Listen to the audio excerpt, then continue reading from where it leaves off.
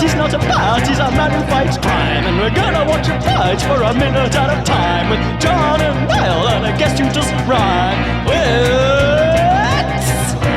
Bat Minute!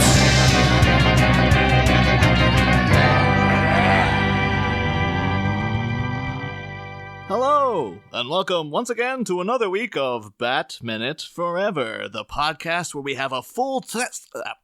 I knew I was going to mess that up. The podcast where we have a full set of technical schematics on each minute of Joel Schumacher's 1995 Batman Forever, 1 minute at a time. I think that worked as an intro. I'd look back at that in editing and be like, what the hell were you thinking? What was I even saying? What was I on? But yes, I'm one of the hosts, Niall McGowan. And here to manipulate your brain waves, it is I, John Parker. And as per usual, we have a guest with us this week.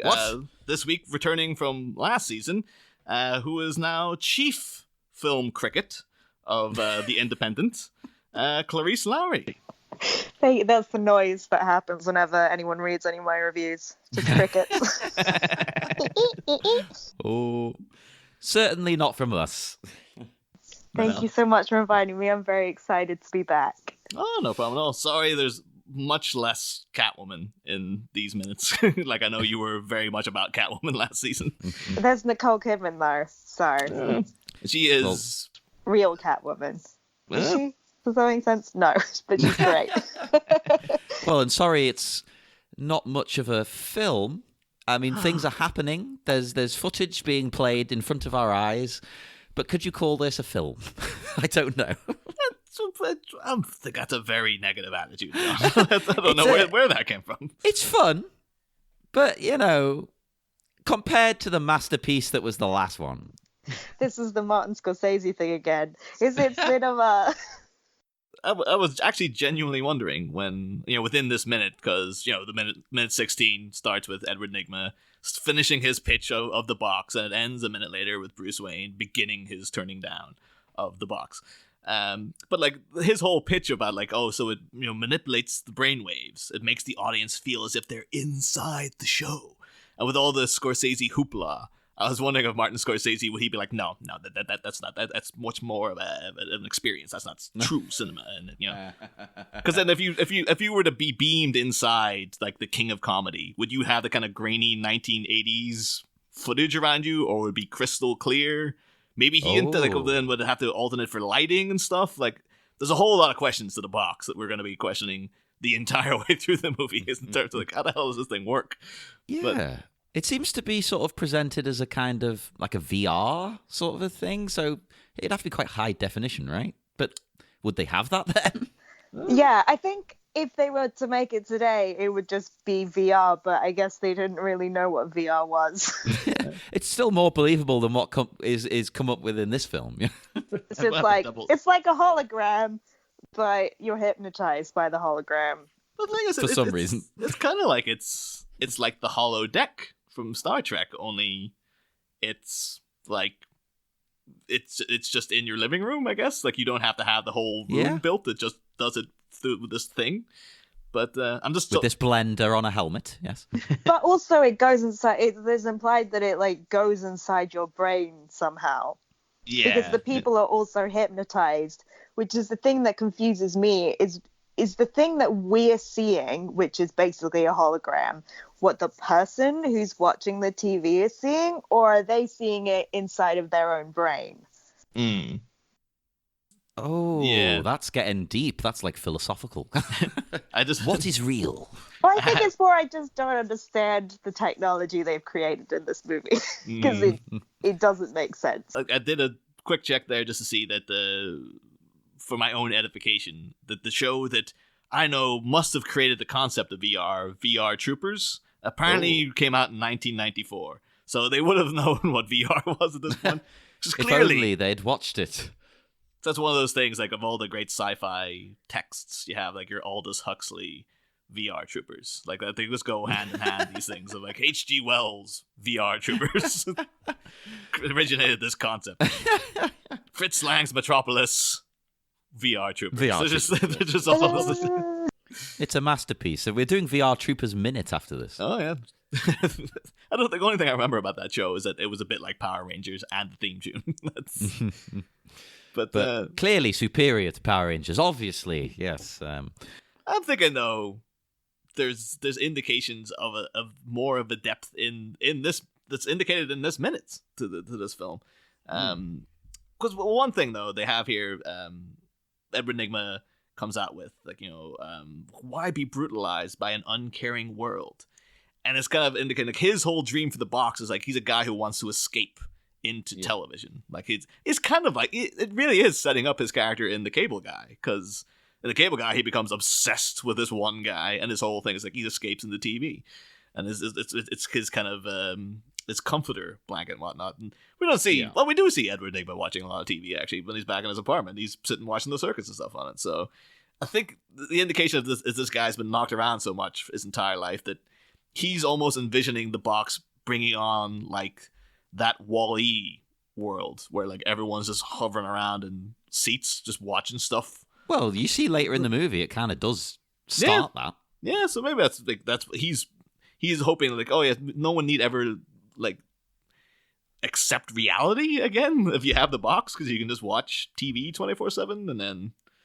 maybe just stop for sustenance. Maybe you have to go, or maybe it's just like, yeah, like you have to go to the drudgery of a job, but then when you go back, you got 6 hours of box time, baby. And well, that's what I do with the computer at the moment. I mean, I get in, I just play video games.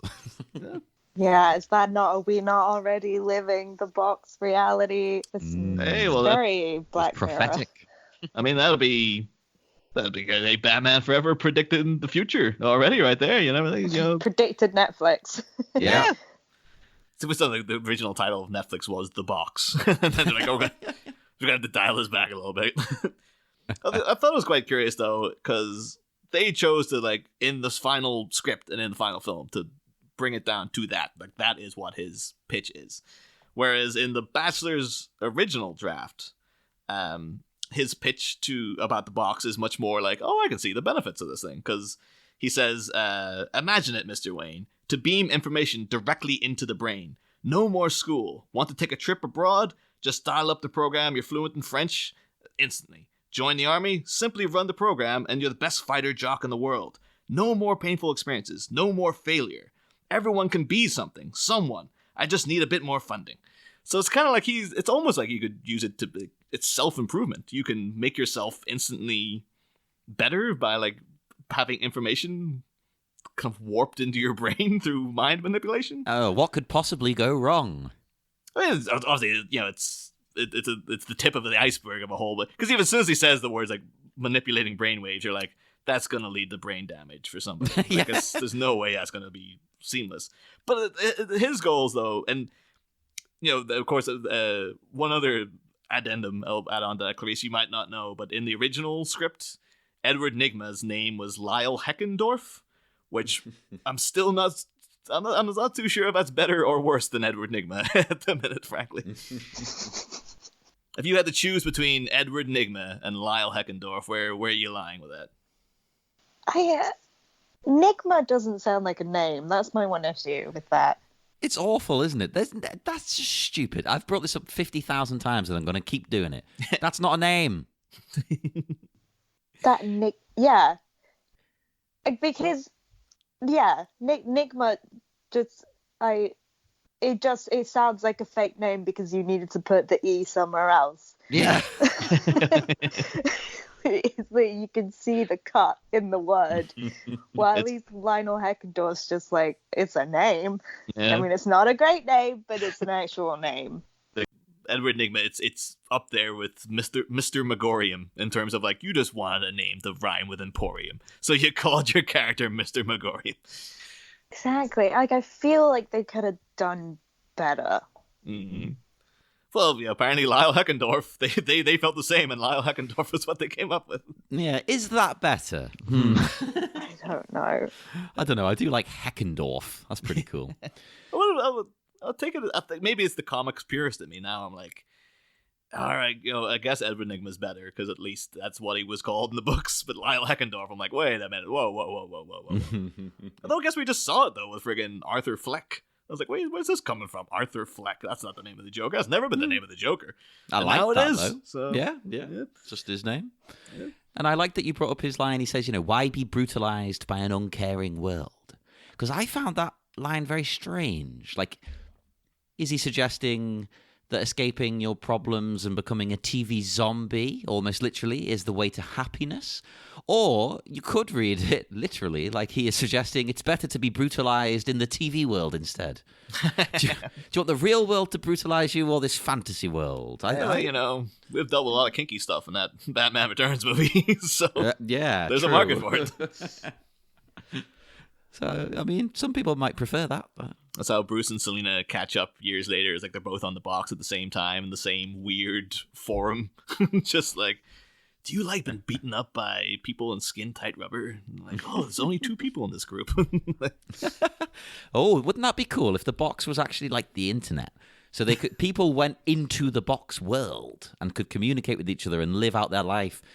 A bit like the Matrix. They're inside the box. Yeah. But he's on the outside stealing their brain power. It does sound a lot like the Matrix. I think the way you were describing the original draft of that speech really just sounds like the Matrix, because it's the whole like, plug in, I know Kung Fu. Yeah. So I don't know, it's interesting that they changed it. And I feel like what we have now is this, you see that so much in movies where it's a film trying to be cynical about itself by criticizing film. It's like Wall-E does that. It's like complaining about mass corporate product, but it's a mass corporate product complaining about itself. And this happens like over, and in Dumbo was complaining about mass corporate product, but it's also a mass corporate. Yeah, it's and weird. I don't know whether movies do this to feel like, I don't know, to like wash away the guilt. Yeah, and it's to go, we're down with the kids. You don't like big corporations, do you? But we're cool because like we know what we're doing, so it's fine. Yeah. I mean, I've ranted about that Dumbo one, like on this show, just like, well, Tim Burton just like, oh yeah, I'm sticking it to Disney by earning them $1 billion. Like, what are you doing, Tim? Good work. So getting a big fat paycheck from Disney and then taking it away and putting it in this giant, I don't know, money coffin wherever it is. It's kind of ingenious. Yeah, it's both stupid and clever at the same time. It's incredible. That's the thing. I don't know whether the people making these movies are being incredibly clever or like just trying to wash away their guilt about doing this stuff. I don't know. Yeah, because I guess at the same time it is like, yeah, later on all these shots of people been zonked out in front of the box. But it's people, you're showing this to people who are zonked out in a cinema watching this thing, and then later in lives sat and zonked out in their homes also watching it. So it's like, it's Joel. Well, the thing is, Joel Schumacher is a very intelligent filmmaker, because this is the guy made like Falling Down, and like Falling Down is a very. I kind of want to go back to it and reevaluate what it is, because it's like, I guess it was like the Joker of the early 90s. Really, it was like this character who you could say you're on the side of. But as you watch the film, you should be really, if you're looking at him closely, like, you should not be looking at this guy as a hero. But everything he's saying is kind of like, you can understand what he's up to. But it's, a guy who's had all his privilege robbed from him, going out against the world and stuff. And it's, there's a good social commentary in that film, like an interesting one. It's one that deserves to be, brought up, now more than ever. And it's like, so this guy made that, then went on to make The Client. And now he's doing a Batman movie. And you're like, oh, maybe there is more going on in this than people give him credit for. Yeah, it's possible. He does like to put these kind of things in. Yeah. I will cut him some slack. We have to. We're with him for a while. I will say one thing I hope we can all unanimously agree upon, though, that I am just living for Ed Begley Jr. in the background of this minute. And all the faces he's making. He is furious. He's probably heard about this invention 1,000 times. And he's like, don't you dare say that to Bruce Wayne. Don't. And he does. And the immediate look on Bruce's face is like, he knows this is a bad idea instantly, doesn't he? He's just like, he's clearly not happy, but he kind of keeps it to himself a little bit. He's restrained. Well, he knows. I guess if anyone knows how to play it cool, it's Bruce Wayne. There's a good wiping glasses move. I enjoyed that. It's very casual. Let me just wipe my glasses while I'm listening to you. I don't know. I liked that little acting choice. I do that all the time at work when I'm not really listening to people. Yeah, it's a good distraction. Like, yeah. And you just wipe your glasses very carefully. For some reason, they think it looks like you're paying a lot of attention instead. And I don't know why people believe that, but it works. I think it's drawing attention to the glasses. Like, look, I'm smart. I have glasses. Yeah, it's not that I can't see more than 2 inches. No. No. And this is the first time in the movie, and one of the only times in the movie, where I feel I get the vibe that this is the same Bruce from previous movies. Because this is him coming back, stepping back into his company, finally, to see what they've been up to while he's been a recluse. Like, what have you guys been doing here? The reason he's like, as he's wiping the glasses, all he's thinking is just like, I have no idea what this guy is talking about. No, I've been out of the game too long, man. This is all Greek. And this is just while in the background, just like the cartoonish head almost exploding Ed Begley Jr., which is that's every moment I flick onto in this clip, it's like I just love everything he's doing with this character. Although admittedly I am still, I think we mentioned last week, like, would it be better if they had like Christopher Lee play this part and he was the same scientist from Gremlins 2? I still do kind of want that, because then you remember in Gremlins 2 he's going around like he wanted like diseases and like was looking for like the common cold off people, snatching tissues and stuff. You can imagine him going to Bruce Wayne of all people, like, "You've been around, Mr. Wayne. Do you have any diseases?" Like, "Oh, gonorrhea. I already have gonorrhea," and just marching off and stuff. If it would have been Tim Burton, we could have got that. You never know. He had all weird sex jokes in the last movie. He liked Christopher Lee. This could have been Tim Burton's Batman 3, people. Missed opportunities. I think actually in terms of missed opportunities, though, I have to say a lot of the lab stuff in this, I think maybe now because we are, again, so used to like movies that always have like Easter eggs and loads of stuff like that. The fact that there's not loads of like little in-jokes in this lab, I feel is kind of a missed opportunity, because like you could have like, a name tag next to Nygma has been like Kirk Langstrom, or just be like, it's Man Bat, or like you could have people. You could have a friggin' twofer. You could have had some guy with a freeze ray in the background making a thing that people are sliding down. Then that'd be a reference to Mr. Freeze, and it'll be a reference to Real Genius, the movie where Val Kilmer played like a wacky, like Edward Nygma-ish kind of science geek guy. But then you are opening the floor to recasting yet another part in this series. The thing is, Real Genius to me is like, I do wonder if like Jim Carrey was like, should I mention, like, because Val Kilmer's played this part. Like, he played like a crazy scientist guy. I wonder if he's got any tips for me. I wonder if Val Kilmer's like, let me tell you how you should play this part, because I did this already like 10 years ago. Maybe dial it back. And of course, in that movie, Val Kilmer played a character called Chris Knight, and now he's playing the Dark Knight. There's so many in-jokes you could have been making between those two movies, but tragic. Actually, me mentioning dialing it back, Clarisse, what do you make of Jim Carrey's performance? Because we're torn. Like, obviously, this was him at the peak of his powers. Everybody loved him at the time, for better or worse. But we're undecided. It's crazy. It's quintessential Jim Carrey. It's everything you imagine him to do, but it kind of works. I don't know. I think what I find interesting about this movie is the lack of setup for his character, because it just kind of goes, look, this is just Jim Carrey. Yeah. Like, there's no, that's what the character is. It's just Jim Carrey. There's like no background to the character. You don't really understand who he is as a person. It's just, here he is. He's going to do that thing that you like. And we thought it would be better if he started off likable and smart and, a bit of a nerd, a bit of a dweeb, and then turned insane because of the box. But he's insane to start with. Yeah, and there's just nothing about that character changes. No. It's just Jim Carrey doing the Jim Carrey thing the whole way through the movie. And like, I love Jim Carrey, and like, he obviously could have done a lot more in this film. But I think it's one of those performances where he walked in and they just asked the bare minimum from him, and that's what he did. And like, just it is what it is.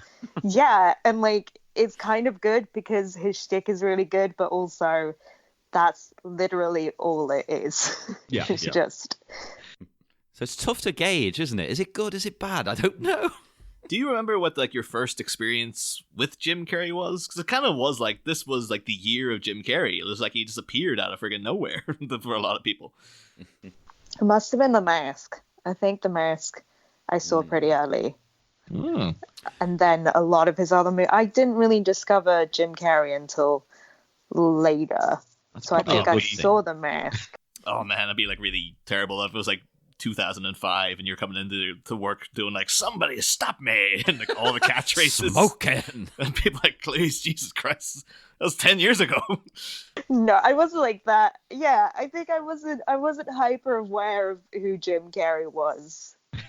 Like when I was a child, I think I saw The Mask. I kind of knew who he was, and then I think honestly, watching Eternal Sunshine was the first moment that I was like, "Oh, Jim Carrey, he's interesting." I don't know. It sounds weird because everyone like grew up loving Jim Carrey, but I just never really had. I was never a Jim Carrey person, but now I am. That's interesting. That's backwards to a lot of people. A lot of people are like, "Oh, I loved him as a kid, and now I can't stand him," unless it's a serious role. Just imagine though, like who, like you, like everyone else is going on like the mid '90s about Jim Carrey, and you're like, no, I'm all about Klaus Kinski. That's all. Like you're constantly going around quoting Klaus Kinski movies in school and stuff, and everyone's like, oh, just go watch Ace Ventura, please. Come on. Who didn't quote Kinski at school? I think, to be honest, it was more that I grew up in a very like SNL Seinfeld household, so I wasn't really exposed to much of the Jim Carrey stuff. So I was more like Bill Murray and Steve Martin and Chevy Chase. Like, I think I was aware of them way earlier than I was aware of Jim Carrey. Well, that's still like eye-opening for me though, because I didn't know until this started that like I always assumed Jim Carrey was an SNL guy. Only found out recently like no, he had nothing to do with them. It was one of those things because like for like 20 years of comedy, any big comedy star was like, oh, they're from SNL. You just sort of assumed that's where they came from. Yeah, I assume all of them are. Everyone. Yeah. But I guess, I don't know, I feel like SNL is a very specific set of skills because it's not just about being funny. It's about, like, it's about, I guess, the way that you respond to other actors in improv and, like, camera presence. And I think that Jim Carrey is just more of an actor in a weird way. Yeah. And he just sort of commits to the performance, but it's just that he does like a very specific kind of performance, I guess. Whether you want him to or not. Saying like, oh, it requires a specific set of skills. It's like, oh, it's Liam Neeson, of course, came from SNL, as we all remember. As we all know, yes, famously. He wasn't a very good SNL sketch. It was that one where it's the Irish home makeover. Oh, I haven't seen this. It's a bunch of stereotypes, which is probably not great, but Oh, Niall, no, you need to watch it. it's a good sketch. I want a commentary from you, Niall. It's become a thing I have had to confront more and more of like since we've started the show and we talk to a lot more Americans, but like me and SNL, man, just we do not get on. Like people keep sending me clips from SNL, like, oh, this hilarious sketch. And I'm just like, what is this?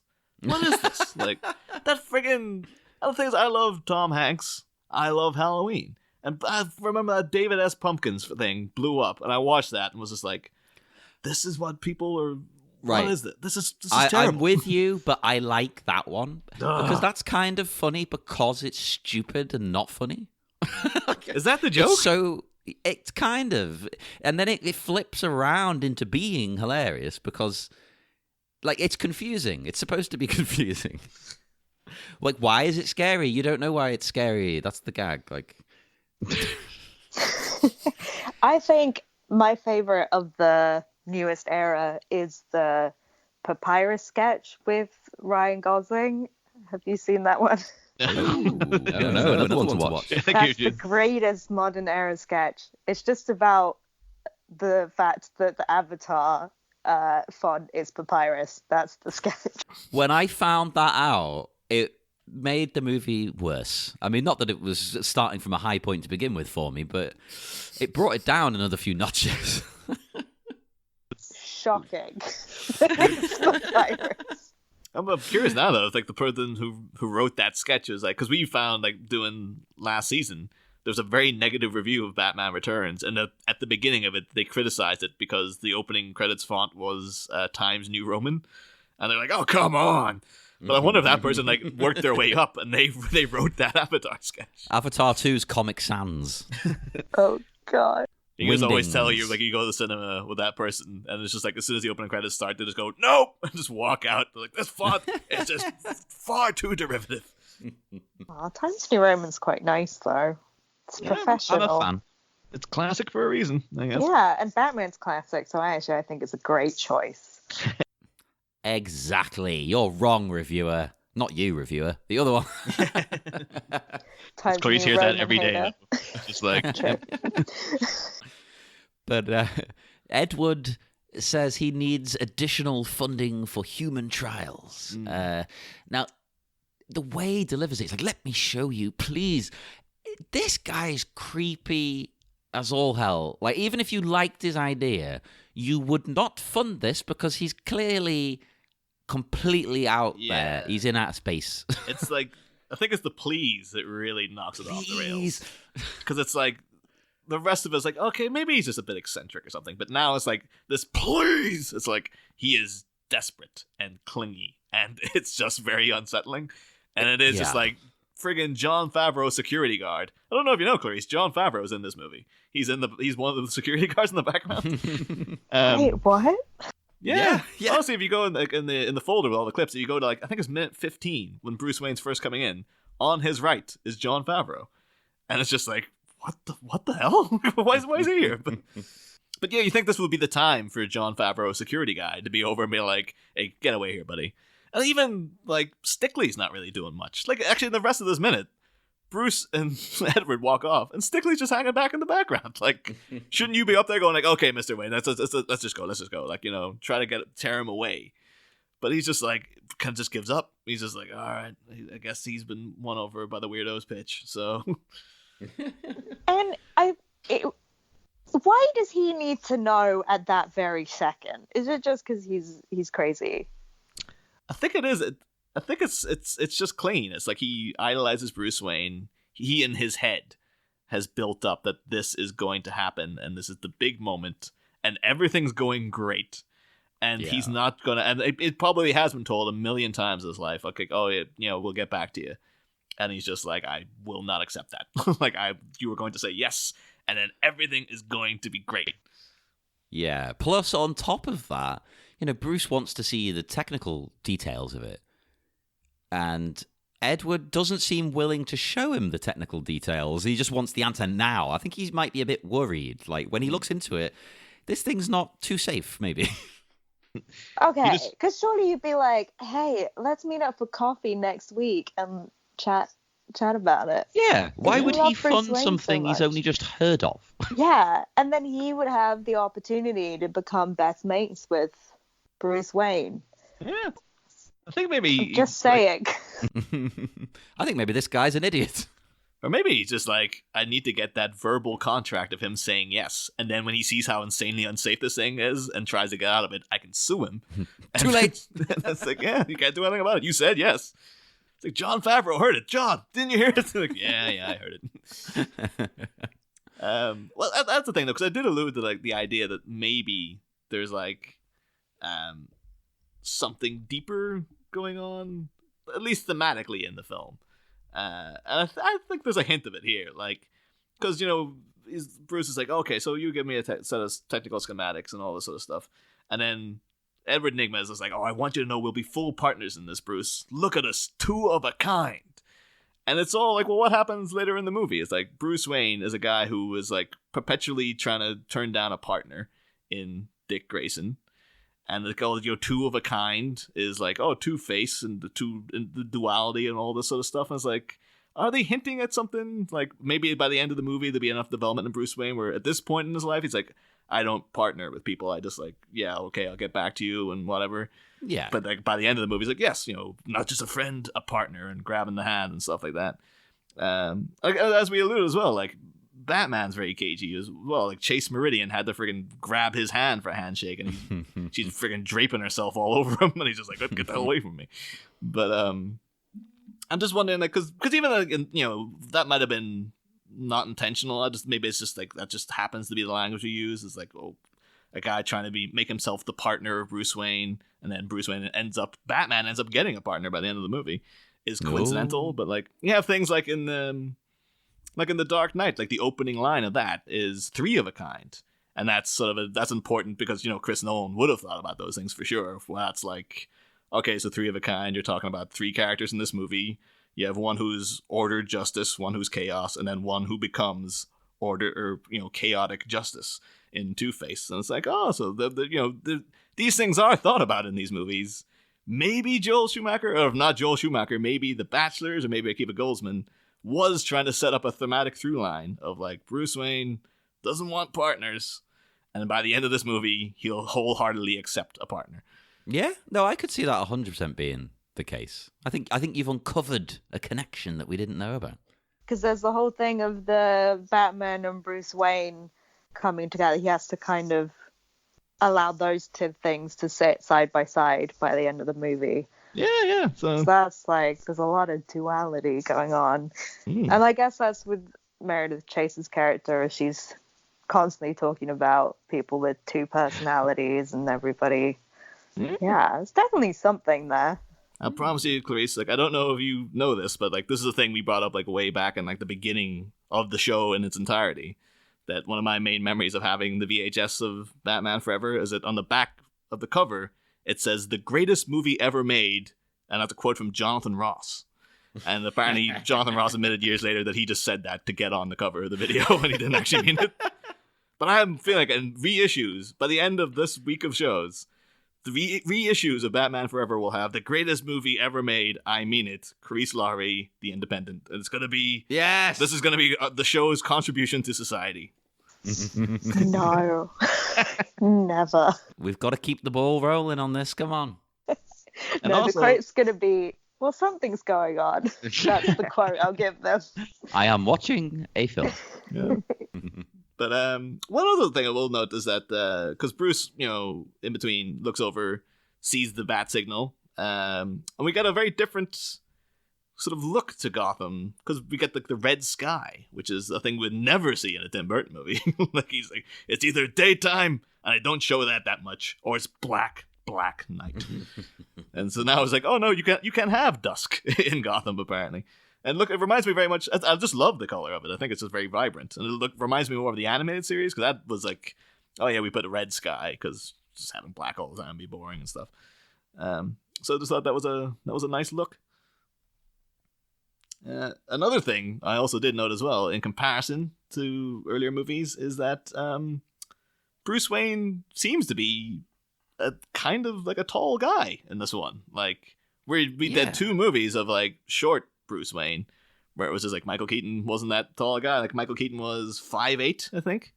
And now we got like Val Kilmer standing toe to toe.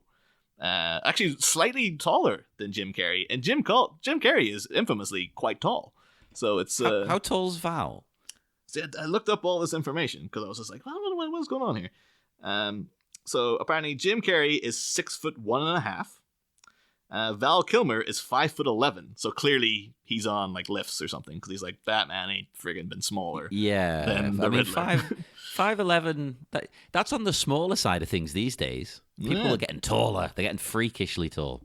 The thing is that when I looked it up, because it's like, oh yeah, so this must have been there's very much a consideration on set blatantly that like they would have had like Bruce Wayne can't be like cowering underneath Edward Nygma looming over the top of him, so we have to have him like maybe slightly taller and stuff. So give him like a pair of fucking platform boots or something. But if we look up Val Kilmer's height, the site says specifically, it's a bit of trivia, that he was asked to take off his shoes when filming Top Gun because he was towering over Tom Cruise way too much. And then I was thinking like, oh, friggin' he has to go toe-to-toe with Nicole Kidman himself, Tom Cruise's wife at this point. So I wonder if like on set where they swap in those stories have been like, hey, how's the short ass back home over there? Oh. Well, Nicole Kidman's very tall as well.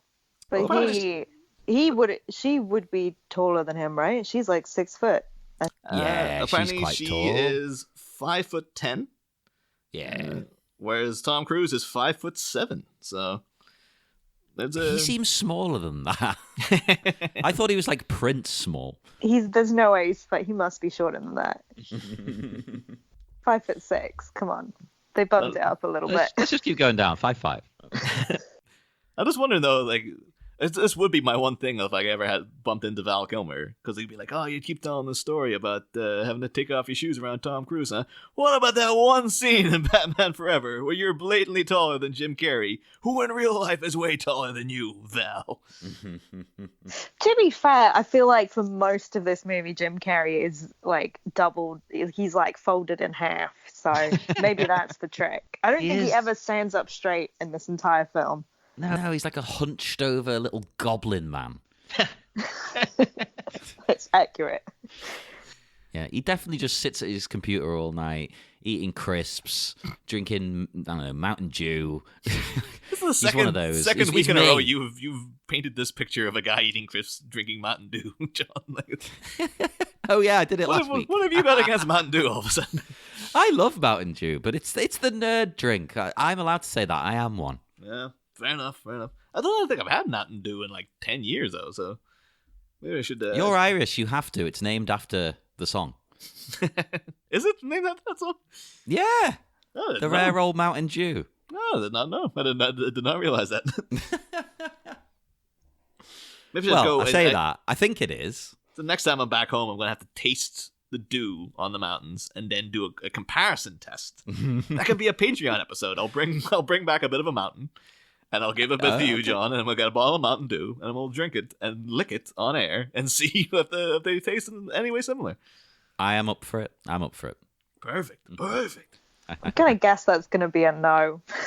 From my knowledge of Mountain Dew, the drink, and Mountain Dew, the natural phenomenon. And so Alas. if you want to try it, Clarisse, and then in the back of every Mountain Dew bottle, they can have taste just like a mountain in Ireland, Clarisse Loughrey, the Independent. It's just sponsoring products now. Hell yeah. Like, I'm a Dr. Pepper person, though, so if my quote is going anywhere, it's on a Dr. Pepper. I'm just going to say, I am not making this extremely up. good. I am sitting here holding a can of Dr. Pepper. Yes! That is crazy. It's the first time I've bought this in about 5 years. Let's say I am not Dr. Pepper person at all. Like, now we're going to have a misunderstanding on the show, I feel. We should probably wrap up before we get into a fight. Yeah. Although before we wrap up, one quick thing I like to do this season, Clarisse, is because this movie has the Riddler in it. We've taken to start asking the guests a riddle. So Okay. Don't worry, I have to try and answer it too, and it's impossible most of the time. But this one, I think that I said the last one was dead simple. So maybe I'll say, this one seems sick. This is one you get in the back of like a penguin or something like that. So what? Riddle me this. What smells worse than it tastes? Smells worse than it tastes. Durian fruit. No, that's not really a riddle I feel answer. like that describes a lot of food. Yeah. Like, Eggs. Eggs, like McDonald's. Smells. But it's got to be like a riddly answer. Actually, forgive me because I didn't have it to hand. So God damn it! I was paraphrasing the riddle. So now, so what smells better than it? Oh no, what tastes better than it smells? That's the exact word. Better than it smells. Well, the same answers apply.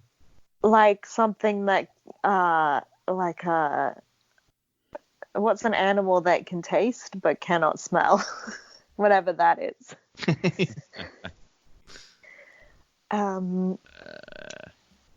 Oh, wait. Hang on. Yeah. Better than it. It's like something that can't smell but can taste. Yeah. Something without a nose? Um, An anteater? That's just like a big nose that it eats with. I don't know. I mean, if you want to think it over, and I can reveal the answer on Friday. So Yes, let's do that. yeah, I'll be here all night otherwise. We'll mull that over, and we will head into the dark, dark night. Clarisse, would you like to tell people where they can find you and your work, and just find you online and whatnot? Oh, yeah. Best place is just to go on Twitter at Clarisse Loughrey, or my handle is at Clarisse Lou, CLARISSELOU. I don't know if I need to spell it, but all my stuff is there. Well, check that out, everybody. And check us out on Facebook at the Bat Minute Listeners Cave. Or send us a tweet at Bat Minute. And be nice. Come and give us money on Patreon. Get more content and help us hopefully expand the show even more and go on a holiday to America. But it's for show purposes. Show purposes. It's for the Movies by Minutes convention. that's a people. go-to excuse for everything now. It's like, oh, it's for the show. It's for the show. That's why I bought that crate of beer. It's for the show. I didn't actually. I wish we had extra funds to do that.